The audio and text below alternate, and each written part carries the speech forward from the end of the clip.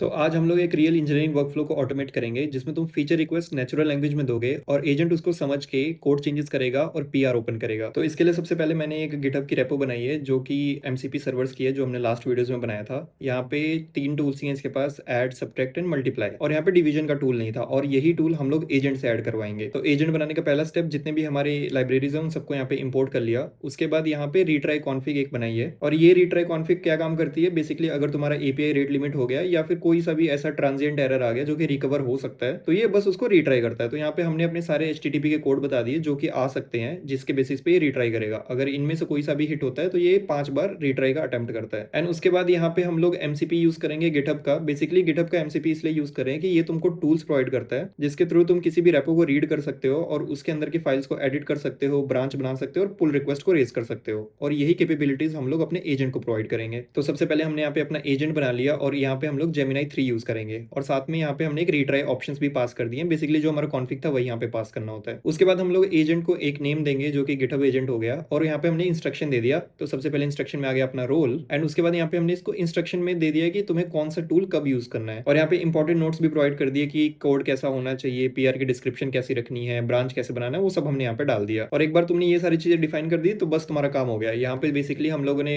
अपना run agent का एक मेथड बनाया है जिसमें अपना रनर हो गया, देन यहाँ पे कंटेंट पास कर दिया जो कि हम नीचे पास करेंगे, एंड उसके बाद यहाँ पे एसिंग लूप चला दिया जिसमें सारा रिस्पॉन्स कैप्चर होगा, और जैसे ही इस फाइनल रिस्पॉन्स आ जाएगा हम लोग वो डेटा प्रिंट करेंगे। और यहाँ पे तुम प्रॉम्प्ट दे सकते हो। मैंने यहाँ पे अपनी रेपो बता दी कि मेरा रेपो ये है, और फीचर रिक्वेस्ट अपनी डाल दी कि एक इसमें डिवाइड फंक्शन ऐड करना है सर्वर एमसीपी सर्वर डॉट पाई के अंदर, और इसमें क्या होना चाहिए वो भी मैंने प्रोवाइड कर दिया है कि इसको 2 आर्गुमेंट्स लेने हैं और इसका क्वोशंट हमें रिटर्न करना है। साथ में हमने ये भी बोल दिया कि सेम स्टाइल करना है जैसा भी एग्जिस्टिंग मेथड वहां पे है, और उसके बाद सिंपली यहाँ पे हम इसको रन कर देंगे। तो तुम यहाँ पे देख सकते हो यहाँ पे एजेंट की वर्किंग स्टार्ट हुई। उसके बाद इसने थोड़े बहुत अपने बेसिक जो भी था एपीआई की चेकिंग वो सब किया। उसके बाद यहाँ से इसने पहला टूल कॉल किया जो कि है गेट फाइल कंटेंट। बेसिकली इसने जो रेपो में मेरी फाइल पड़ी थी एमसीपी सर्वर की उसको रीड करी। उसके बाद उसने उसके बेसिस पे एक नई ब्रांच बनाई, एंड फिर कोड चेंजेस करके इसने टूल को यूज किया पुश फाइल्स वाली को, ताकि उस चेंज को वहां पे पुश कर सके। एंड उसके बाद इसने क्रिएट पुल रिक्वेस्ट वाली टूल चलाई जिससे इसने एक पुल रिक्वेस्ट बना दी होगी। और यहाँ पे देख सकते हो इसने यहाँ पे हमें रिस्पॉन्स दे दिया कि I have added this function, और यहाँ पे इसने हमें बता दिया कि इसने ये सारे फंक्शंस ऐड किए हैं और ये सारी चीजें चेंज करी हैं, और पुल रिक्वेस्ट का भी यहाँ पे इसने बता दिया कि यहाँ पे एग्जिस्ट करता है। और अगर इसको वेरीफाई करना है तो सिंपली हम लोग अपने गिटहब पे आएंगे और यहाँ पे पुल रिक्वेस्ट में देखेंगे तो यहाँ पे इसने एक नया पुल रिक्वेस्ट ओपन कर दिया है, और इसके अंदर इसने यहाँ पे डिस्क्रिप्शन ऐड कर दिए हैं कि इसने क्या किया है। और फाइल चेंजेस में अगर देखें तो यहाँ पे इसने डिवाइड का फंक्शन ऐड कर दिया है सेम उसी स्टाइल में जैसे हमने बाकी चीजें ऐड करी थी। और इसके साथ ही हमने अपना बेसिक कोडिंग एजेंट बना लिया। लेकिन जो एडवांस कोडिंग एजेंट है जैसे कि को पायलट हो गया या फिर कर्सर हो गया, इनके सिस्टम प्रॉम्प्ट बहुत रिफाइंड होते हैं और ये कोडिंग वाले मॉडल्स भी यूज करते हैं। साथ के साथ तुम्हें सिस्टम प्रॉम्प्ट भी बहुत केयरफुली डिजाइन करना पड़ेगा और इसको ऐसे टूल्स भी प्रोवाइड करने पड़ेंगे जिससे ये लोकल फाइल को रीड राइट कर सके।